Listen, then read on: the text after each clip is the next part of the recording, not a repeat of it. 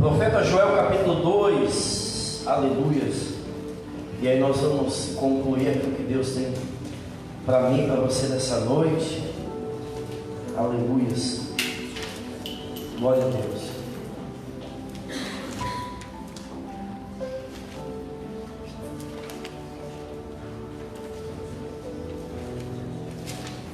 Capítulo 2, verso 28.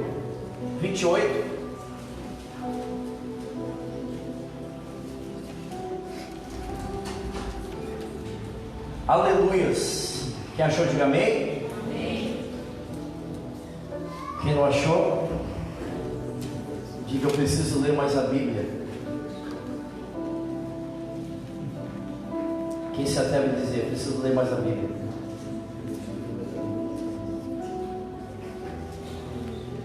A palavra de Deus diz para mim e para você nessa noite: acontecerá depois que derramarei o meu espírito sobre toda a carne. Vossos filhos, vossas filhas profetizarão, vossos velhos sonharão, os vossos jovens terão visões. Até sobre os servos e sobre as servas derramarei o meu espírito naqueles dias. Amém? Glória a Deus. Você pode se assentar, bem simples assim.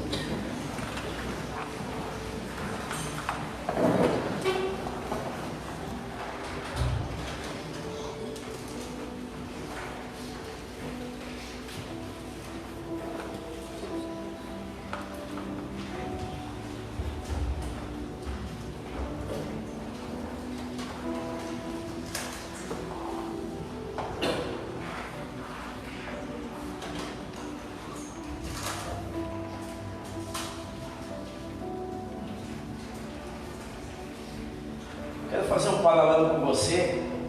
Você guarda aí Joel, que é o nosso texto-chave, a palavra principal.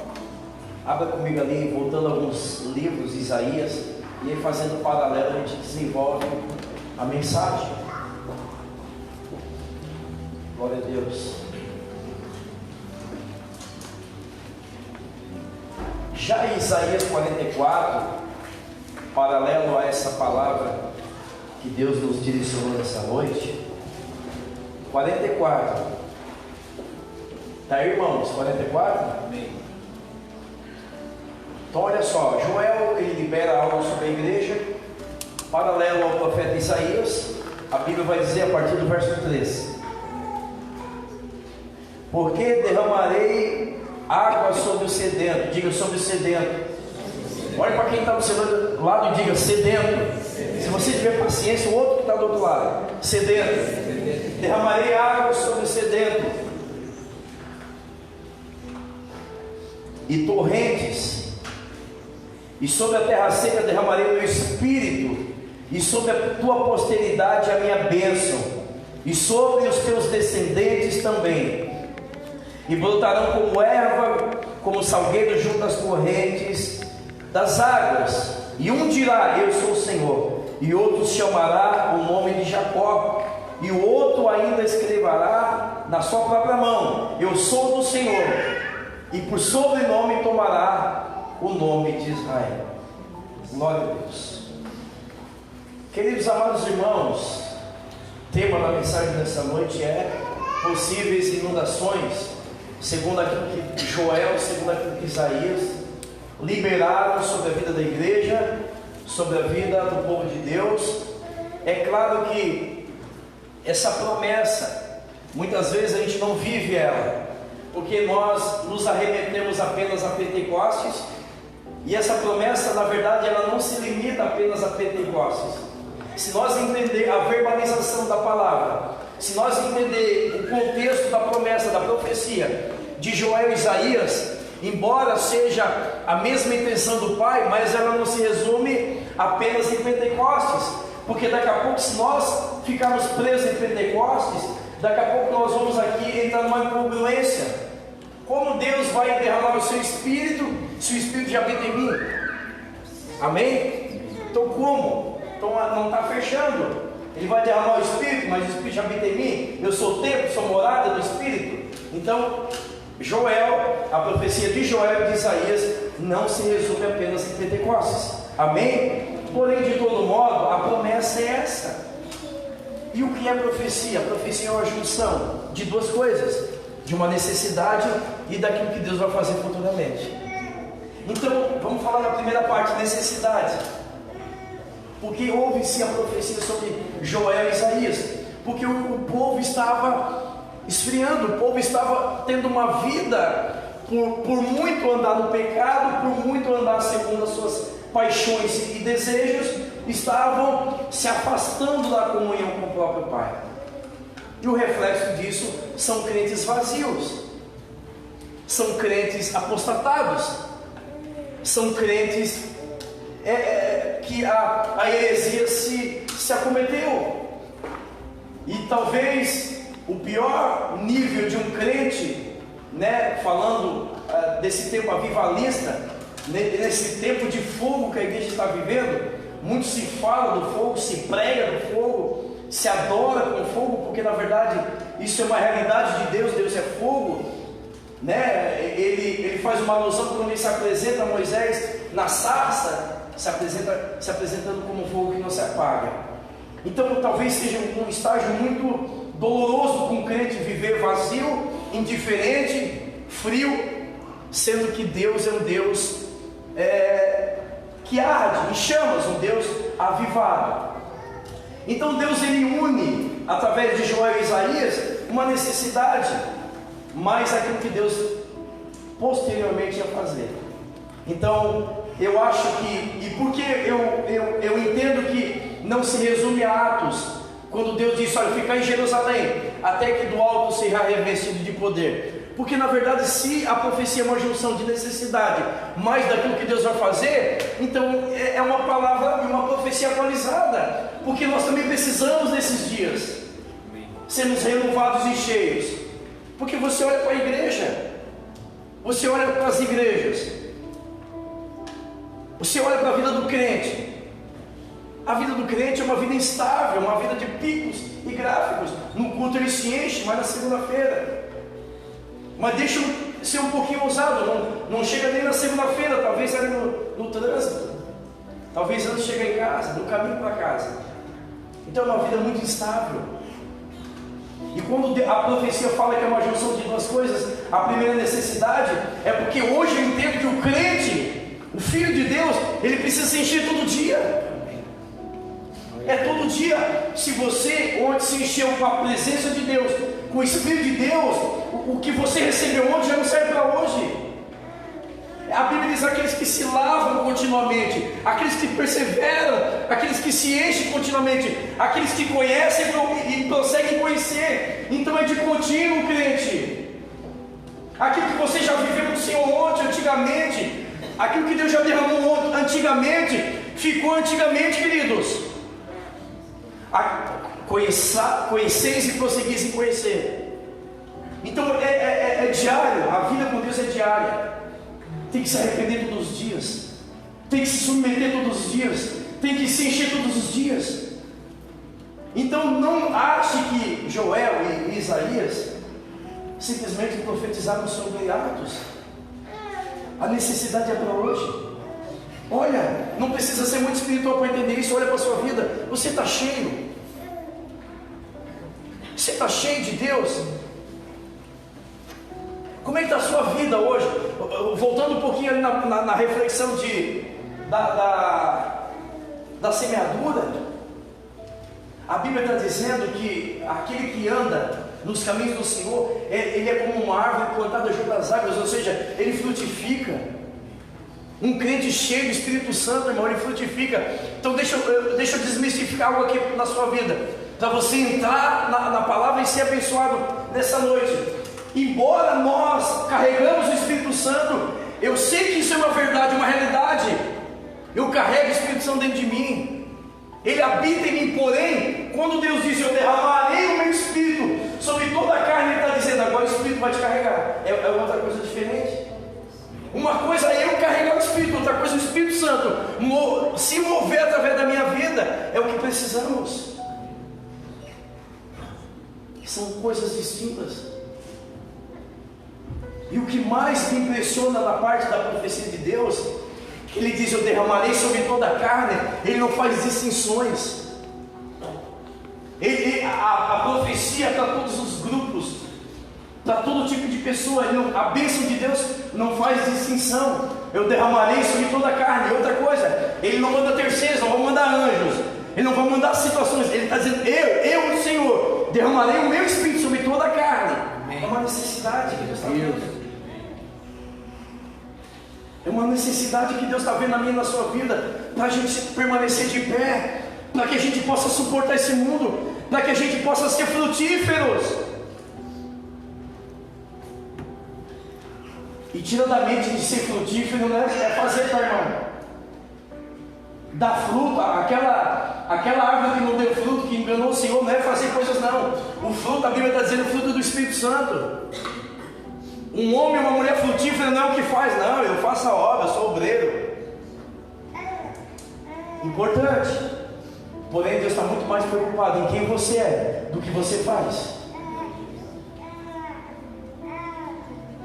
A maior obra, quer ser obreiro, quer fazer parte do projeto do Pai, quer fazer parte? Faça assim como Noé. Noé não era obreiro, Noé não ficava na recepção da igreja, Noé não estava na adoração. Sabe quem Noé era? Um homem íntegro, um homem reto, um homem que da sua geração o único que restou. E ele fez parte do projeto de Deus. Qual era o projeto de Deus? Dar continuidade na humanidade, dar continuidade na criação. O que ele fazia, pastor? Não fazia nada. Ele só era um homem correto. Ele só é um homem correto. Eu vou dar minha opinião aqui, talvez vocês não concordem com ela. Eu acredito que se não é Deus, se não existisse Noé, acho que nós nem estaríamos mais aqui. Porque Deus, a Bíblia diz que Deus estava arrependido. Deus olhou assim para você e disse: meu Deus. Olhou para mim assim mesmo. Quando Deus olhou para a minha vida, pastor, e disse: meu Deus, me arrependo. Que arrependimento. Está na Bíblia, tá? Não sei o que estou falando. Deus se arrependeu de ter feito um homem. Por ele ver um homem íntegro, reto, um homem correto, a Bíblia diz que a partir dele, ele deu continuidade na raça humana. Eu acredito, você precisa concordar comigo. Mas eu acredito que se não tem Noé, eu me incomodar. Para quê? Vou ficar aqui curtindo. Né? Então assim, ó, você fazer parte do projeto de Deus é você ser uma pessoa correta, é você ser uma bênção, é você no dia a dia, é o teu modo de viver. Então Deus viu uma necessidade. Qual é a necessidade? Os meus filhos precisam ser cheios do meu Espírito. Os meus filhos não têm como viver nesse mundo sem ser cheio do meu Espírito. Não é apenas dizer eu sou casa de Deus, sou templo. Mas tem um monte de gente que também é casa de Deus, está aí com uma vida dissoluta.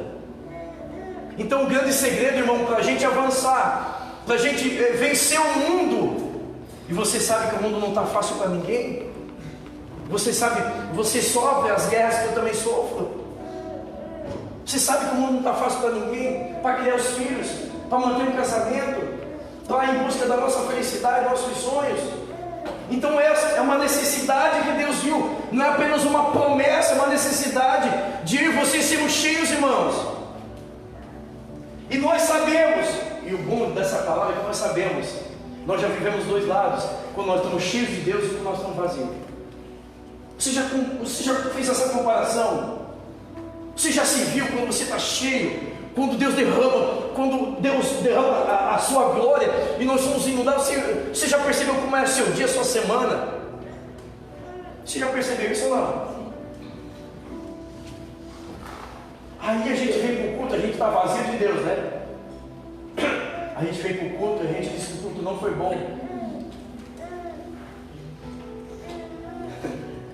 Sabe o que é isso? A gente está vaziozinho, a gente está sequinho, a gente está muito carnalzinho. Irmão, eu abri o culto aqui, é uma verdade, eu tenho falado para Deus, inclusive nas manhãs que eu vim orar aqui. Agora não monte mais não, porque eu não posso pegar mais sereno. Mas, agora mais na igreja, eu tenho falado, Deus, eu me recuso a sair daqui sem sentir a tua glória. Eu me recuso a sair daqui, entrar vazio e sair vazio. Sendo que existe uma profecia pairando sobre as nossas cabeças que diz o seguinte: eu derramarei do meu espírito sobre toda a carne. Ou seja, existe um céu borbulhando sobre nós, que a qualquer momento ele vai romper o céu e nós vamos ser tomados pela glória. É a única forma de vencer o mundo, irmão. Sabe que a gente fica baladinho diante das tentações, diante dos problemas?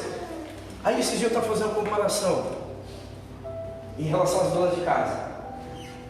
Dona de casa, quando vai fazer faxina, o humor muda, né? Ou não? Tem alguém que não muda o humor quando ela faz faxina? Não, deixa eu reformular. Alguém aqui faz faxina? Deixa eu abrir, mas não, porque tem reclamação de marido que diz assim: eu chego em casa, pastor, não tem um café pronto, não tem um bolo, não tem uma casa arrumada, mas beleza, fecha a parede. Mas vamos supor que tem mulher que faz faxina.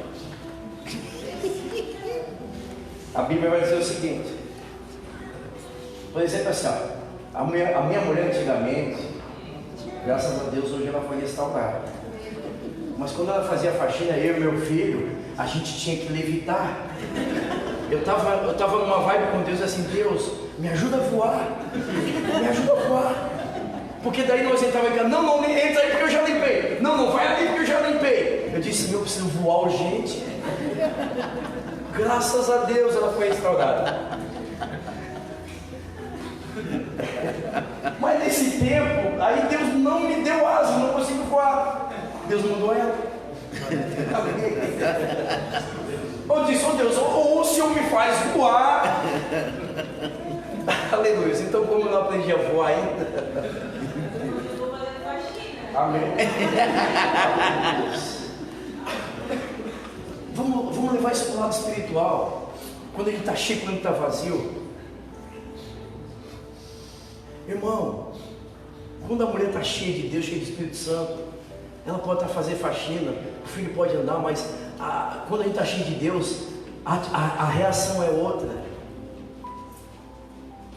Isso é uma verdade. Eu estou dando aqui um exemplo meio chulo, grosseiro, prático também, mas você pode colocar a mesma situação na sua vida, mas em momentos distintos, quando eu estou cheio, quando eu estou vazio, a reação é diferente. As nossas reações quando nós estamos em Deus, cheio da palavra, no derramar do Espírito, irmãos, é outro. Já é diferente quando a gente está ali, ó, vaziozinho, na carne. Pode ver a sua reação, homem e mulher. Tem situações que você reage diferente. Não é verdade? Quem já passou por isso? Ninguém, meu Deus. Isso aqui é só para mim a mensagem de Deus. Se eu for fazer isso comigo. Mas a Bíblia diz que existe uma profecia pairando sobre nós, porque Deus viu uma necessidade, e a necessidade é que eu e você sejamos cheios do Espírito Santo. Não é só vir a igreja, irmão. A cadeira da igreja não é mágica. Ainda não é mágica a cadeira da igreja. Esse lugar ainda não é mágico. Não estou indo lá na igreja, tudo vai mudar. Não. O que vai mudar é o que Deus está dizendo: eu derramarei do meu Espírito sobre toda a carne. Mas aí tem uma condição, que Isaías ele dá um adendo: sobre toda a carne, mas toda a carne que é sedenta pela palavra e pela presença de Deus. Amém. Glória a Deus. Eu estava ficando assustado com Joel, e por isso que Deus me levou para Isaías, porque daí seria fácil. Eu estou aqui, ó, eu entro na igreja, o céu se movimentando, a glória, e eu aqui, ó.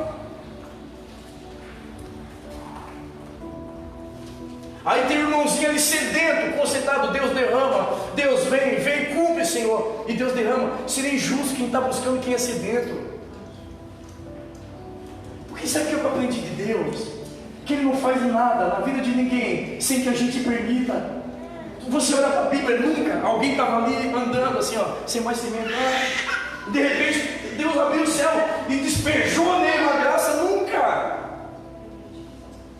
Eu vejo homens e mulheres provocando Deus a abrir a comporta do céu e receber uma inundação do próprio céu.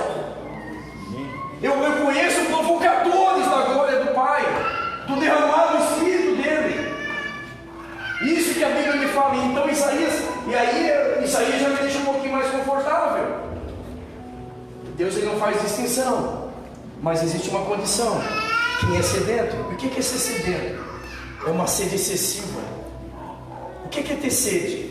É uma deficiência do organismo. Sabe quando o salmista diz assim, assim como a corça anseia por águas. Eu fui estudar a corça. Olha que particularidade que tem a corça. A corça, se você botar numa brasa, irmão, ela é uma carne. Não é isso. Porque quando a gente fala em brasa e carne, tem gente que até acorda, né? É uma estratégia de acordar para os crentes. Mas beleza, deixa eu voltar para o espiritual. A corça, olha só, a corça quando ela está com sede. E aí eu entendi o desespero dela, Stephanie. A corça quando ela está sedenta, ela está com sede, ela exala um odor. Quem já leu sobre a corça? Ela exala um odor. E sabe o que esse odor produz? Além do odor, ela atrai a presa, ela atrai os predadores. Então, eu estou fazendo um paralelo aqui espiritual, que quando a corça ela está com essa deficiência de água no organismo, ela exala um odor que atrai os predadores, ela se torna uma presa fácil. Você está recebendo aí quando Deus quer chegar? Está entendendo? Está entendendo onde Deus quer chegar? E aí eu subentendo que quando ela é alimentada com água, ela é suprida com a água, ela elimina aquele odor que ao mesmo tempo afasta os predadores da vida dela. Você está entendendo a importância de ser cheio do Espírito Santo? Você entende que de tantas implicações, um homem e uma mulher vazio de Deus, olha a implicação. Irmão, faça um comparativo. Uma semana que você está cheio e uma semana que você está vazio. Você vai passar pelas mesmas situações, mas as suas reações serão diferentes. Pasmem! E Deus entendeu isso. E por isso Ele disse: junção, necessidade com aquilo que eu vou fazer no futuro. E o futuro é onde Ele encontra um sedento. Então por isso que a profecia para esses dias eu derramarei sobre toda a carne, o meu Espírito. Por quê? Porque a única forma de nós nos mantermos de pé e vivos na presença de Deus é sermos cheios dele. Aí, olha o paralelo da corça. Meu Deus, 10 para 9. Olha o paralelo da corça. A Bíblia diz que Jesus ele jejuou e orou por 40 dias, né? Jejuou e orou por 40 dias. Oh meu Deus! O homem jejuando e orando, ele pode estar cheio, ele pode estar muito cheio de Deus. O homem que se consagra 40 dias, ele está muito cheio de Deus. O homem que abstém a carne, sacrifica a carne 40 dias e 40 noites, ele está muito cheio de Deus. Ele sacrifica a carne. Ele crucifica a carne. E a Bíblia diz que quando nós diminuímos a carne, ele cresce. Jesus cresce. Então olha só, o tiro no pé que o diabo deu. Jesus cheio de Deus, crucificou a carne dele. O espírito dele é gigantado. Embora o homem interior dele se corrompa, mas o interior dele estava gigantão. Aí o diabo leva ele para o deserto para tentar. Que tiro no pé, diabo. Que tiraço no pé. Foi mexer com quem? Justo no momento que ele está cheio. Justo no momento que ele está cheio. E qual foi as consequências? Agora, fala para mim. Quando o inimigo investe naquele ou naquela que está vazio, baseado em conhecimento, baseado naquilo que Deus fez lá no passado. Não, me lembro que quando eu fui tomado lá, eu falava em línguas, eu ia para um monte. Irmão, irmãs, o diabo não respeita o teu passado. O diabo não vai respeitar o teu passado, porque você foi mais crente, que você orava, que você era crente de verdade. O diabo respeita homens e mulheres cheios do Espírito Santo. E aí as evidências, aí vem a canção, Edilane. Não é só canção, irmão. O Espírito Santo tem que ser derramado. Tem que haver uma inundação na sua vida para haver evidências. A evidência é quando Deus derramar do teu Espírito. Deixa Rogério, já está crescendo avivado, irmão. Já está avivado. Meu Deus, alguém crente dessa casa tem que ser. Já está encontrado. Deus, em nome de Jesus. Glória a Deus. Presta atenção. Evidência só tem, irmão, quando ele derrama do Espírito. Porque falácia não são evidências. Aí Deus dá as evidências. Quando eu derramar do meu Espírito, os velhos terão visões, os jovens, os velhos sonharão. Estou trocando. Os nossos velhinhos sonharão, os jovens terão visões, os nossos filhos profetizarão. Amém. Glória a Deus. Aí olha só, claro que Deus ele separa grupos, mas resumidamente ele está dizendo que quando ele derrama do seu Espírito, quando há uma grande inundação, ou seja, sabe o que acontece? Visões, profecias e acima de tudo visões, profecias e sonhos. Sabe o que Deus está falando? Nós só vamos ter uma vida com um propósito, uma vida que funcione quando nós somos cheios. Porque uma vida que tem profecia, que tem visões e sonhos, é uma vida que funciona, crente. Não adianta vir para a igreja dizer que é crente, que conhece a Bíblia, que é batizado no Espírito Santo, mas não tem visões, não tem revelação e nem sonha mais. Isso são sintomas de que pessoas já estão vazias.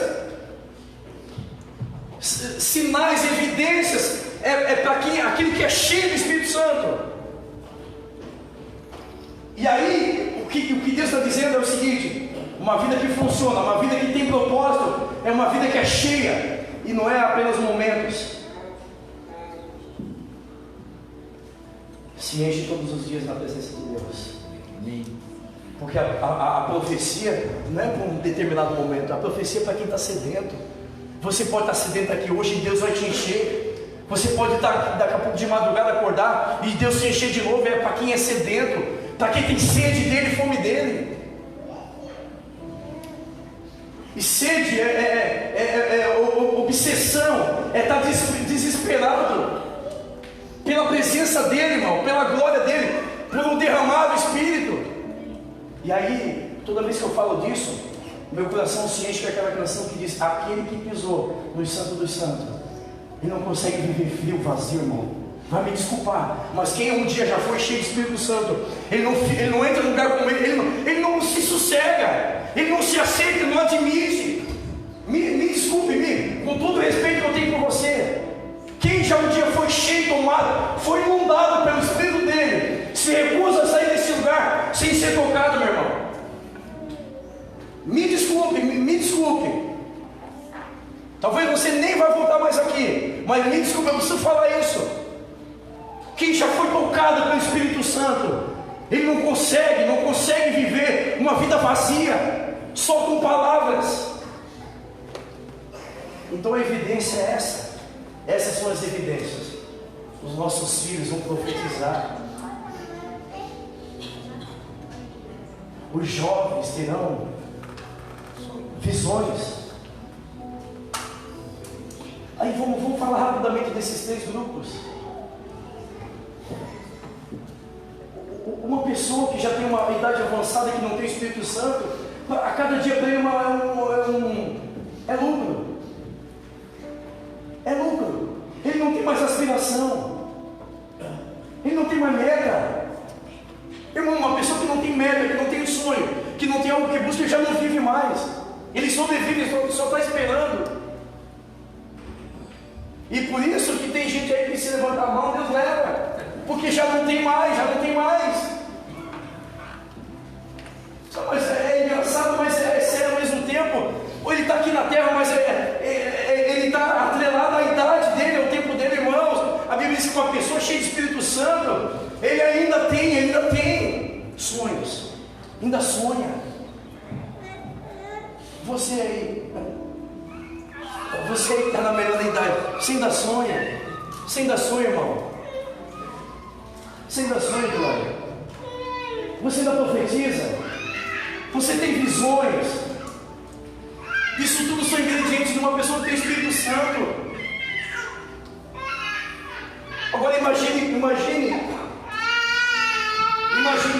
quem tem filho aqui. Imagine o teu filho profetizar.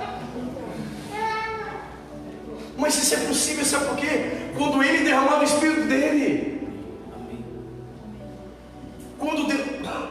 Quando Deus derramar o Espírito dele, a Bíblia está dizendo que os nossos filhos vão profetizar. E os jovens? Visões. O que é ter visão? É ter um futuro. Olha para um jovem. O jovem hoje só quer curtir, né? Não é isso? Só quer curtir, aproveitar a vida. Eu não sou jovem, curtir. Mas a Bíblia diz que os que são cheios, eles têm visões, ou seja, eles traçam o seu futuro, eles olham para o futuro. Visão. Uma pessoa que tem visão, ela sabe o que ela quer da vida. Então são ingredientes, são evidências de uma geração cheia de Espírito Santo. É uma geração cheia de Deus. Sabe por quê? Sabe que a gente não consegue mais ter... Sabe que a gente não consegue mais declarar? E sabe o que é profecia, irmãos? É declarar a palavra de Deus. A gente vem para a igreja, a gente não consegue mais nem declarar a palavra de Deus. Não, Deus, é uma enfermidade, mas eu declaro sobre a enfermidade, eu declaro a cura, eu declaro a restauração. Isso é uma pessoa que está cheia de Deus, uma pessoa que foi tomada pela glória do Senhor. Revelações, isso tudo, irmão, são ingredientes que quem tem comunhão com o Espírito Santo. Está com comunhão com o Espírito Santo, senão vai ser uma vida vazia, e aí nós vamos estar propensos a sermos direcionados por qualquer coisa. Irmão, eu sonho com esse dia, mas esse dia ele pode ser hoje, dependendo da nossa...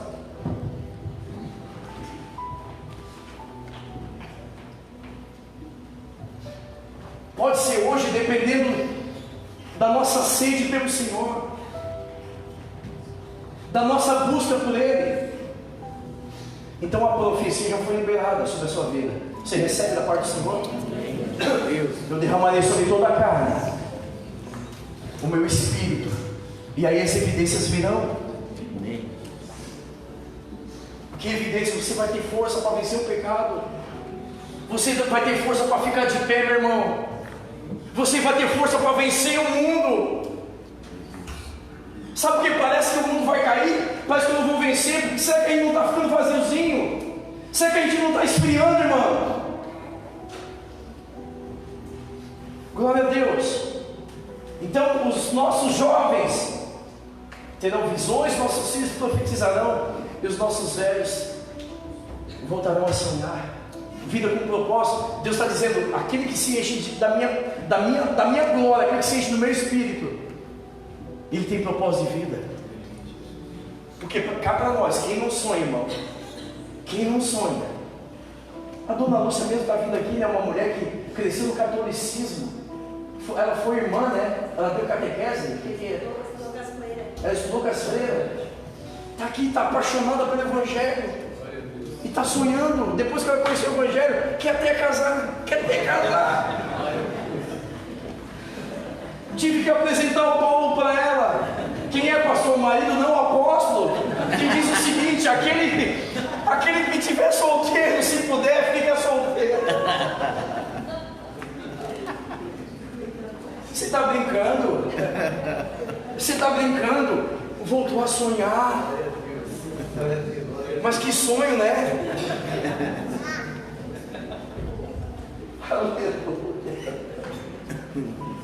E ela, olha, além de sonho, ela falou naquele cantinho, pastor, ainda estou vendo. Além de sonho e visão, pastor Jorge.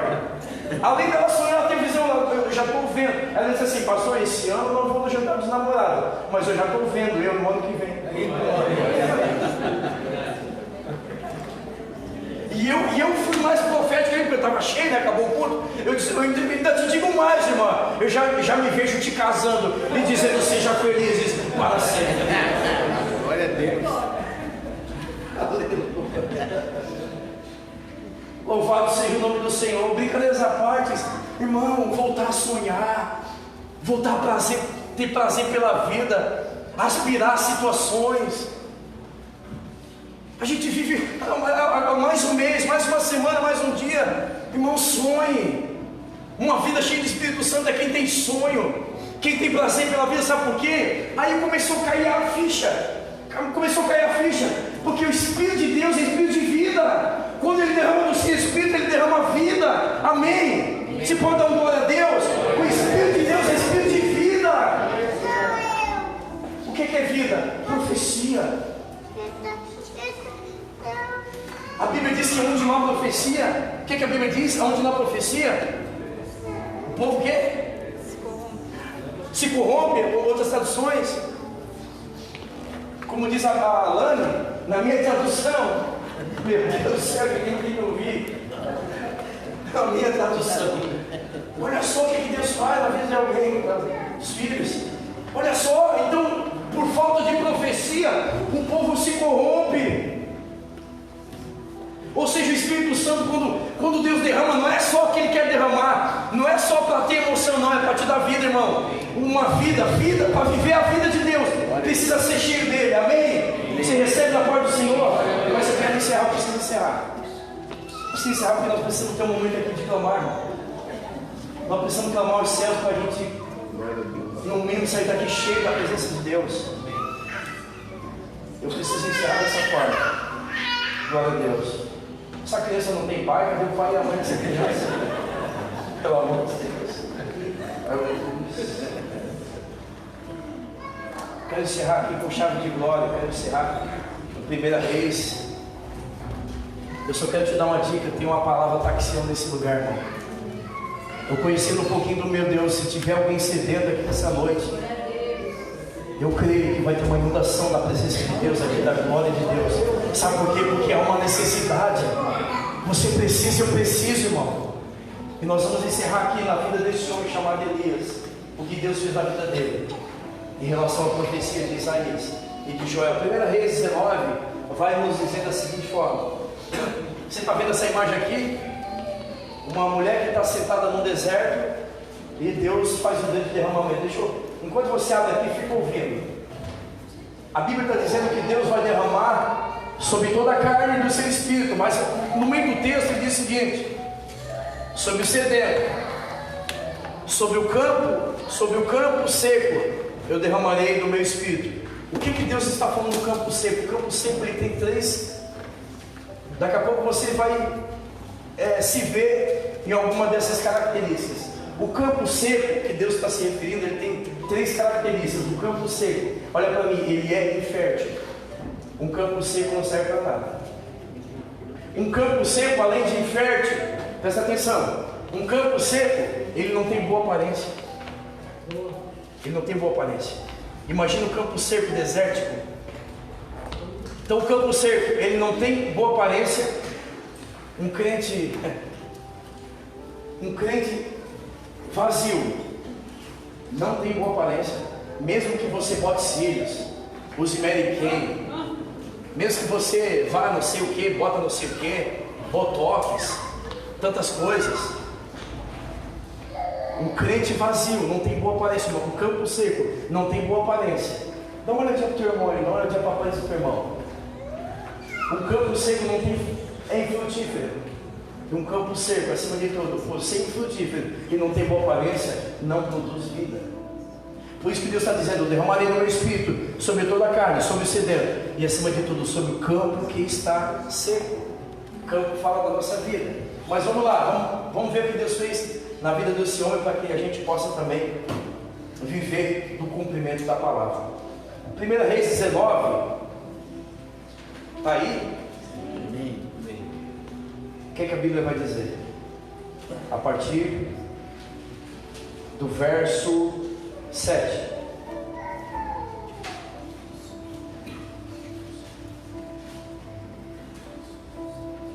Falando um pouquinho desse homem, eu encerro o culto e nós vamos buscar.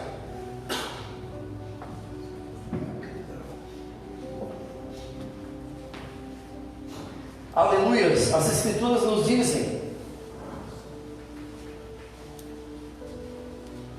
glória a Deus, 7.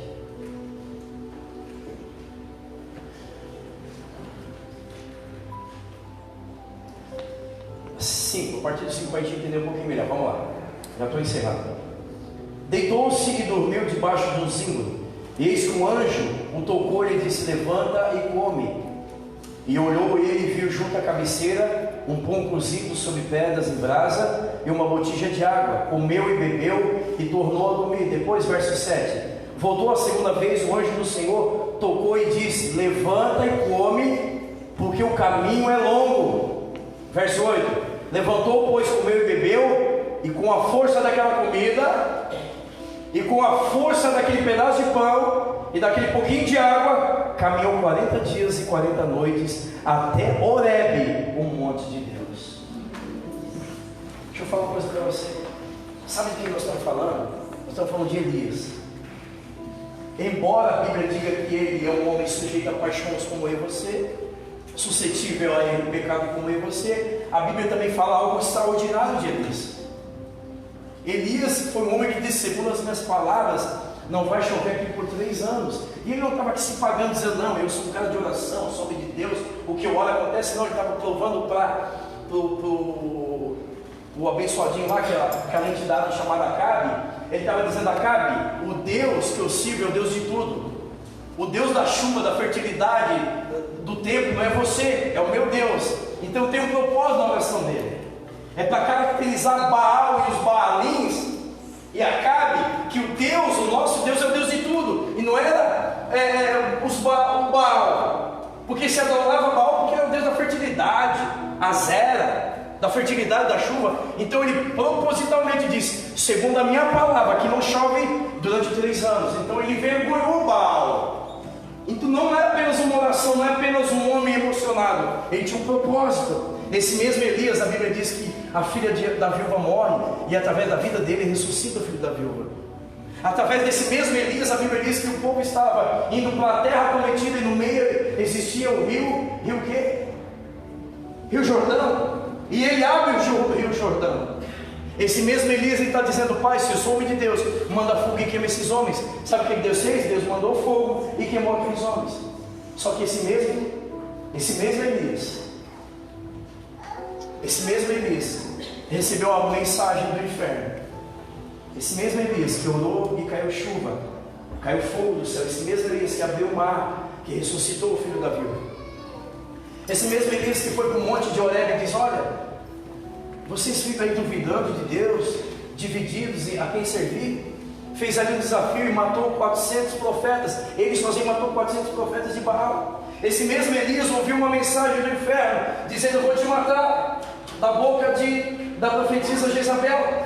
E quando ele recebe uma mensagem do inferno, a Bíblia diz que aquilo entra no coração dele. Ele vai para o deserto, ele acha uma árvore de zimbro, e ali ele fica dizendo: eu não quero mais viver.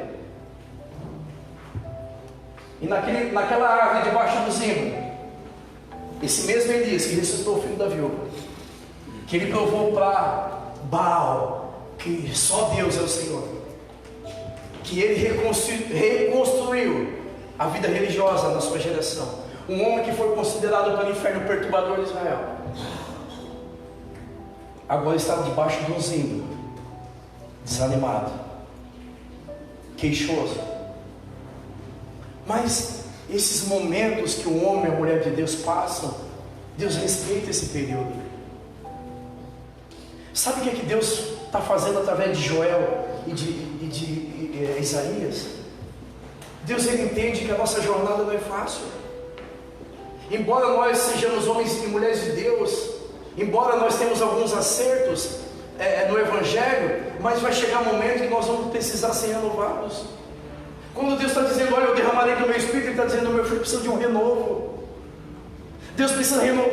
Deus olha para mim e para você dizendo, não, eu vou derramar o meu Espírito porque a minha filha precisa, eu preciso renovar as forças da minha filha, eu preciso renovar a fé do meu filho, eu preciso encorajar aquele outro. Então Deus respeita esses momentos que Elias dessa geração estão passando, porque Deus entende que nós, de tempos em tempos, precisamos ser renovados pelo poder do Espírito dele. Então a Bíblia diz que Deus, respeitando esse tempo de Elias, Deus não pergunta o que aconteceu, Elias. Deus não pergunta o que tu fez, Elias. Por que tu está aqui, Elias? Não, a Bíblia diz que o anjo desce e toca aqui, Elias, e diz o seguinte, querido: come esse pedaço de pão, toma esse bocado de água, agora levanta e vai, porque o teu caminho é longo. Então Deus respeita esse momento, Deus entende esse momento, de muitas vezes a gente está sentado debaixo de um zimbro. Porém a diferença de Elias para mim é que Elias, ele não se permitiu ficar. A diferença talvez de Elias para a minha vida, que zimbro foi uma passagem. Talvez a diferença dele para muitas vidas é que muitos ainda estão em zimbro e não querem ser renovados para se levantar e prosseguir. Porém Elias, ele entendeu, disse, e quando Deus o alimentou com o pão e alimentou com a água, algo que também não era natural, porque a Bíblia diz que com esse pedaço de pão e com esse pouquinho de água, ele caminhou 40 dias e 40 noites em direção a Horebe, o monte de Deus. Esse alimento não é um alimento natural, meu irmão. Sabe o que Deus faz ali na árvore, dizendo? Deus envia um anjo e diz assim: anjo, vai lá e renova o meu filho, derrama um renovo sobre o meu filho, renova as forças do meu filho, renova o ânimo dele, renova a fé, a esperança, porque ele precisa se levantar. Ele tem muito o que viver, ele tem muito o que conquistar, ele tem muito o que fazer. Irmãos, Deus sabe que de momentos em momentos nós precisamos de um renovo. E quando Deus diz, eu derramarei no meu Espírito, Ele está dizendo, eu vou te renovar nessa noite, eu vou renovar a tua fé, a tua esperança, eu vou renovar a tua força, eu vou renovar a graça, o poder, eu vou te renovar. Por quê? Porque tem um caminho longo, irmãos. Glória a Deus. Ainda tem um caminho longo a trilhar, ainda existe o Horebe a ser extraído e vivido. Só que o renovo, entenda, já vou encerrar, vou te dar uma oportunidade de você buscar esse derramar de Deus. Mas entenda, esse derramar de Deus, ele tem um propósito. Porque depois que Elias é renovado, ele renova as forças dele. Irmão, não é pecado dizer, eu estou cansado. Não é pecado você chegar na igreja e dizer, Deus, eu estou a ponto de sentar no zimbro, eu não aguento. Talvez pecado é você permanecer no zimbro e não querer sair do zimbro. Se sentir cansado na caminhada não é pecado, porque até Elias se acometeu desse cansaço. Agora a diferença, será que nós já não acostumamos no zimbro? E aí por isso que eu me indigno, porque quando a gente vem para um lugar como esse, o mesmo pão que Elias comeu, a mesma água, o anjo também está trazendo para esse lugar. E aí só basta eu comer a água e o pão, levantar e prosseguir, é isso, é muito simples. Ele está dizendo, eu tenho pão, eu tenho um alimento que vai te levantar desse lugar, que vai te tirar desse lugar, eu tenho água. E com essa água, pasmem, ele caminhou por 40 dias e 40 noites. Tem muita coisa para conquistar ainda, querido. Tem muita coisa para fazer. Não importa o que te levou para esse zimbro, não importa o que te fez parar, não importa o que te fez tirar o pé do acelerador. Agora, o que importa é que você está diante de uma oportunidade de Deus te levantar nessa noite e dizer, filho, agora prossegue, filho, agora vai em frente, filho. O propósito é, por que Deus vai derramar água sobre toda a carne? Porque nosso alvo é Horebe, o monte de Deus. Não é só ser inundado pelo Espírito Santo para ficar emocionadinho, não.